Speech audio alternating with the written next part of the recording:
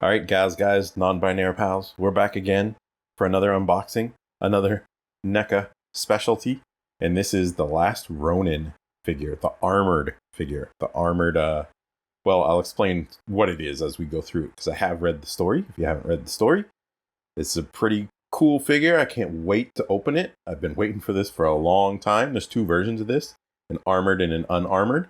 I only got the armored at this time, because I don't know, I think it looks the coolest, but I don't know. Let's get it open. Let's check it out.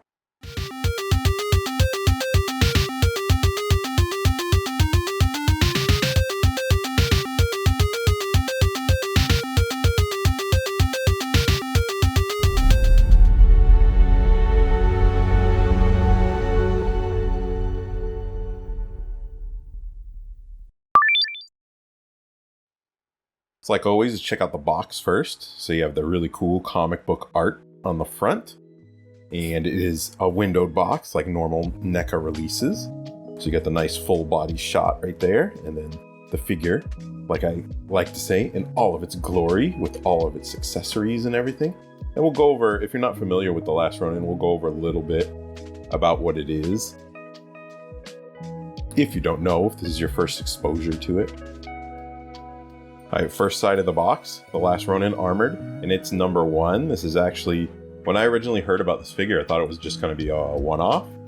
But as NECA revealed in their end of the year, like promotional pictures, their checklists, there's actually a full series coming from this. So I would recommend finding that chart and looking at it. Maybe I'll put a little bit of it on the screen right there.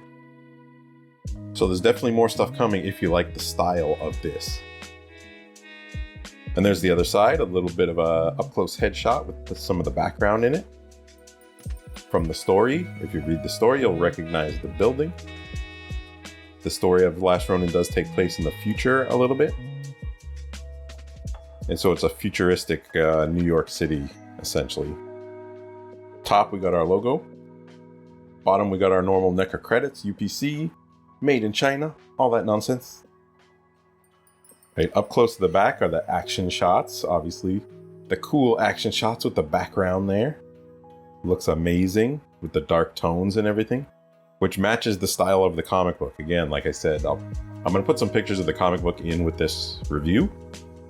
But it is a darker, grittier story, almost like the original Ninja Turtle comics. They were a little bit darker than like the cartoon show and everything. Well, this is even darker than that. It's like... It's super dark, super gritty, super realistic, and the style of the figure. And the style of the figure matches that. Down at the bottom, you got The Last Ronin. You got a little bit about the storyline. All right, it's time to cut her open.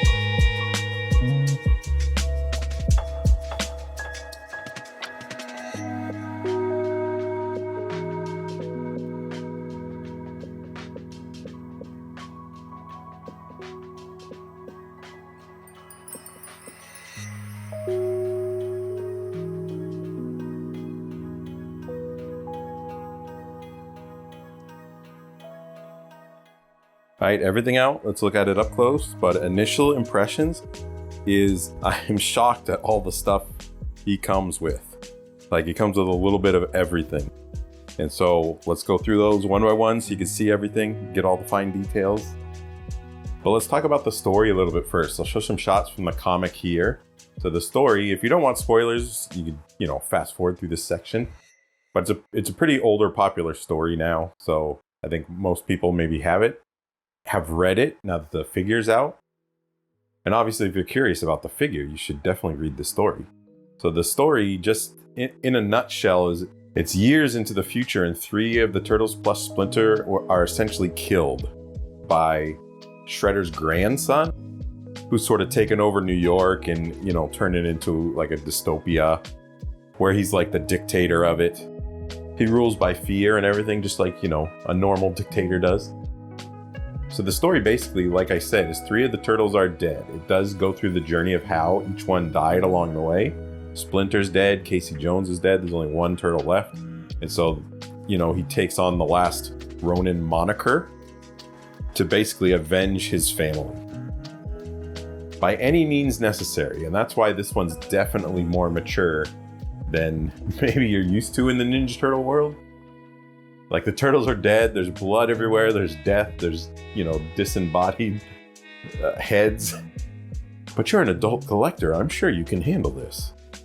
It's not really a spoiler, but I won't reveal the identity of the lone Ronin. It happens in like issue 2, I think. It reveals sort of who it is out of the brothers. But essentially, this is a figure of him as the last Ronin moniker. And as we go through the weapons and stuff, you'll notice he's got the weapons of his dead brothers. And whether he succeeds in his task, that's up to you. Go read the story. It's a great story. And it was actually really co-written by Kevin Eastman and Peter Laird, the original creators of Ninja Turtles. They helped co-write it, so it has their blessing on killing off the turtles, essentially. It's an awesome story. Now let's get looking at the figure. So first thing right in my hands that I notice is he's so bulky. Like, he's got a lot of heft to him. And reading the comic book, looking at the pictures, this is like... I don't know how NECA does it. Transferring 2D pictures into 3D. Like they use black magic or something. It looks so good. I see a lot of the black lines, around the face are just like the faces in the comic books. There's no black lines on the body. That stood out to me a little bit if they put black lines, like the comic shading lines on the body too, where they just did it on the head. But, having the figure out and in my hands and everything, I think it looks fantastic. It really flows well. And the head doesn't clash with the style of the body. It looks like a complete, cohesive, new figure straight from the comic books. So we'll go over the details a little bit. He has an alternate head, which we'll see when we get to the bibs and bobs and stuff like that. I love the paint job on these shoulder pads. It really makes it look worn. It's got like a wash on it and, some broken leather coloring. Like, I think that effect, it looks amazing. And as you turn around to the back too, you'll notice his back strap is actually a real string, like a soft goods string right there. It's not all just hard plastic. This is his, weapon holder on the back. We'll see what weapons fit there eventually. The texture on his shirt, the textures on his jacket, his pants are all different too. The sculpting is super impressive so far, just getting him out of the package. Up close, he's got this utility belt on with a lot of, little notches and pouches, because he's a machine, okay? He's a revenge machine. He needs all these pouches. And the coloring on it too. It's got that wash on it, that super realistic wash. It goes down to the back with the bottom of the string. The elbow pads again, have that sort of grungy look to them. And I love these wrist guards right here. They have that sort of metallic battle damage on it that looks really good. And it stands out on the figure for sure. Because everything else I think on him is cloth based. So this is the only metal. So they did a good job on differentiating them. And check out the up close on these shoulder pads. If you couldn't see before, it looks so good. Even the cloth texture on the hood. when you actually feel it, it feels like real cloth, even though it's a slightly softer plastic. It's not super hard, but it's not super soft either. So let's go down to the legs. So he's got, you know, the wrinkles on the pants. This bottom part is soft, so hopefully it won't hinder the legs too much. We'll take a peek at articulation in a second. He's got the, you know, the double knee pads here that are unique. They're not the same. So they had to sculpt 2 different, completely unique, you know, pads for this, which is great. It's always cool when they do that. There's some comic shading on the boot. You'll see the black lines on the boot. So it's kind of curious that they didn't do it. They only did it on the wristband part and the boot part, but nowhere else on the body. But again, I think the figure, when you look at it up close, it looks fantastic no matter what. Even got our cell shading on the feet right there a little bit. So let's check out leg articulation first, since we're down here. So leg, about that high up. See the soft plastic's bending up. So that's probably as far as you can go. Out a little bit. There's the joint in the center. Let's check out the knee. It should be a double knee with that pad. Yeah, it's a double knee. Let's check how back it goes. Far back. With the leg, it can go back pretty far. This dude's more flexible than I thought. Foot, it does have a ball in there. So you can go any which direction you want. You can break his ankles if you want. That's cool. So articulation on that legs is great. Double joint, ball joint, and foot. The joints feel really good. They're not loose at all, like typical NECA stuff. Good. So going up to the body, you just have this on the middle. There's no up and down. It's just one solid piece here. So, I mean, you're just going side to side. That's it. But he's got a great range of motion. I'd be worried about this string. I wonder if you can pop that out. I don't know what that's attached to or anything. Inside? I don't know. So arms, obviously you have these pads in. They're slightly soft plastic. But you know, let's check out the arms. So that's about as high as they go, as far as I can tell. It doesn't swivel around like that. So you definitely can't get up, straight up or anything like that. Mostly because of these pads, but they did the articulation like there too, if you can tell.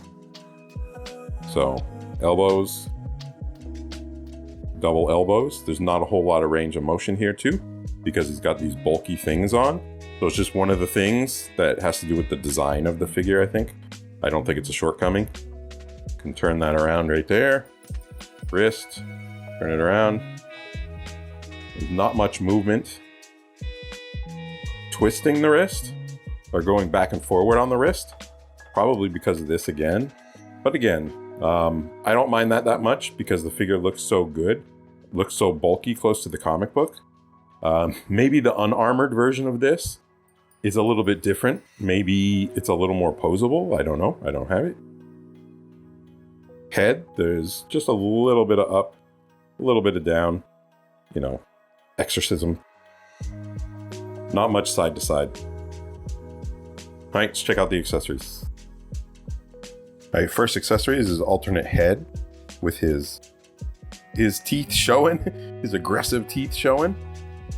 Oh, they even got the spots on the back. The coloring is amazing. I love the coloring. I love the lines. And in the comic book, when you read it too, all the turtles have black bandanas. There's some flashbacks where they have the different colors, but essentially they all have black bandanas. And it plays into the story a little bit because that's how you can't tell who the last Ronin is at first. Anyways, you can see the head is a little rough around the edges, but that's just like the comic book. This looks straight from the page of the comic book. This is how he's drawn in there. They're drawn, you know, with a little bit of that grungy, sort of ugly style. I guess you could say he's not that handsome of a turtle anymore in their old age. And there is also another bandana to the back, just like the movie Turtles, if you want to, you know, change that to a different sign or something. But we'll check them out on the body in a minute. All right, this is sort of an EMP riot stick. In the comic, he has 2 of these, and when he clangs them together, it basically does an EMP blast that can help him out of situations, mousers and stuff like that. So it is curious that it only came with 1. Because in the comic book, as far as I can remember, he always used 2. And he clanged them together. And then that's how he made the EMP blast. But the sculpting on this is out of this world. This is awesome. I like the dull silver. It's got that dark wash on it and everything. All the ridges. Even the handle. Like, everything looks so grungy and so lived in. Alright, let's do the weapons next. So nunchucks up first. So it's a, metal chain on there, real metal chain. And the handles have those grooves in them that are colored too. So I love the detail on this for sure. All the small details that NECA does. With the accessories, it looks awesome. Yeah. And remember, he's got 1 weapon from each turtle here. So that was the nunchucks from Michelangelo. Here's obviously the sai from Raphael. So again, a lot of good detail on that. It's nice and, it's firm. It feels like a good piece. It's not, gonna bend out of shape or anything like that. The handle on it is grooved and it's got that dark wash on it again too. Very nice. Very nice. Pokey weapon. It's very pointy, by the way. It does hurt. Next up, we got our bow staff from a certain purple brother, Donatello, obviously. So it's a typical bow staff of his. It does have a little bit more of this grip in the middle, I think, than the typical Donatello weapons. And again, it's got that nice dark grungy wash on it. It looks great, and it's not warped. It's nice and straight. So NECA quality control. NECA quality control number 1. And last but not least, Leonardo's sword. So he's got 1 of Leonardo's swords here. So again, the details on the grip are amazing. I love the paint job. And I don't even know how they get such fine details on these weapons and stuff. I want to take a tour of the NECA factory someday. That would be amazing. So it's got that dark brown and black wash on here. It's got a metal handle, and it's even got the bottom part of the sword right there is a little different too. And then all up to the blade, and it even comes with the sheath. So you can go, I'm trying to do this through my camera. So you can go put it in the sheath and, store it on his body. Okay, next up, he's got a set of goggles here. The cool thing about the goggles, the surprising thing is this is elastic cloth. It's not just plastic. So we'll check it out on his head, but it's gonna, it's gonna fit on his head nice and snug with that and not fall off. That's awesome. It's a soft good right there. I love little touches like that. Hey you, who you talking to? Up next, he's got a grapple claw right here, a ninja grapple claw, and the cool thing about this, it's got a real string on there, just like the string on his backpack.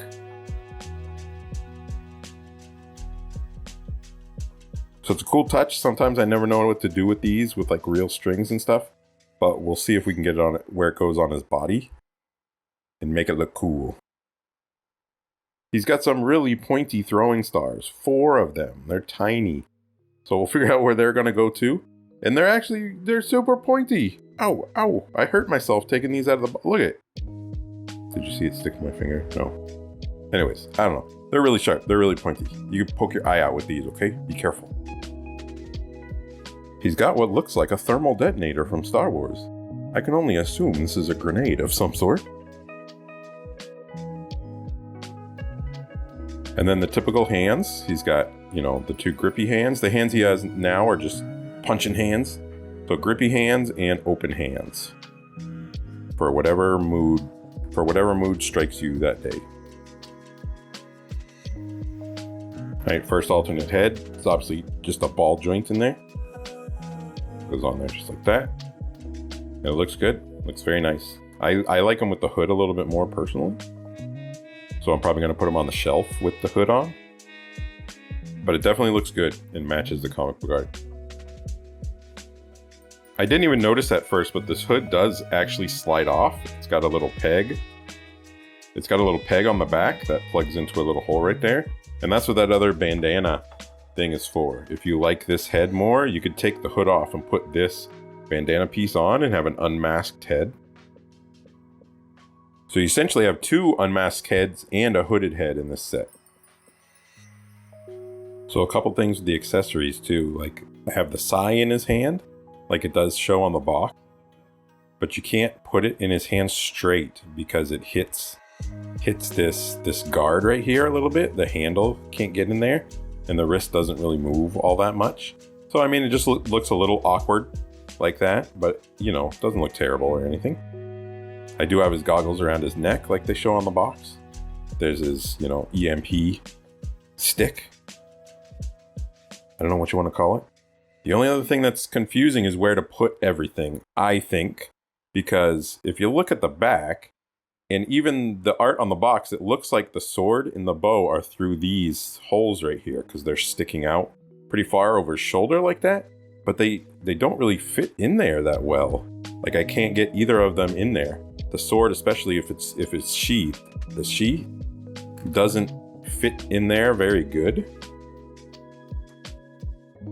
Like it doesn't fit in there at all. But in the picture, that looks like that's where it's supposed to go. But then on the belt right here, it does have these two hoops, which seem to fit perfectly. The sheath right there, and then Donatello's staff in there, and they still look cool. They're still poking out over the top, and it does look comic book-esque. That's what, you know, he looked like in the comic book. He had those on his back for sure. But then, so what are these for? What are these for? Are these for the nunchucks? We'll see. Let me try the nunchucks next. All right, the nunchucks do fit in there pretty good. They stay nice and firm. There's still a hole right there for something.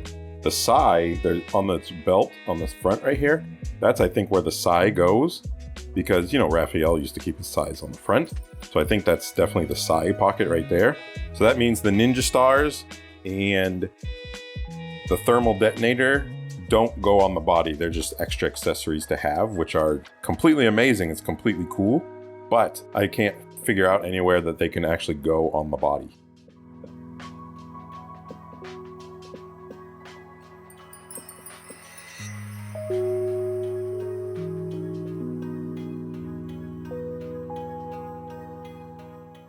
So overall, just another amazing conversion by NECA, taking a 2D picture and turning it into a 3D sculpture of beauty. He's got a lot of bulk to him. He's super well made. The articulation is a little hit or miss just due to the character design. And the plethora, the cornucopia of accessories he comes with are all amazing. Amazing in their detail and what they do. And fitting the style of the comic book, that grungy sort of futuristic, like grit your teeth, bloody ninja mess stuff going on. So it's another home run by NECA in my opinion. And if I ever get the unarmored version, I'll do a review of that too. But thanks for watching. Hope you like this review. Make sure you click all that stuff down at the bottom and let me know if you want me to do more. All right, peace out. Congratulations for making it to the end of a video. Thanks for the support by subscribing and following, my links below. And if you want cool merch like our Bloody Star channel shirt, go to shop.enemyzero.com. Take care.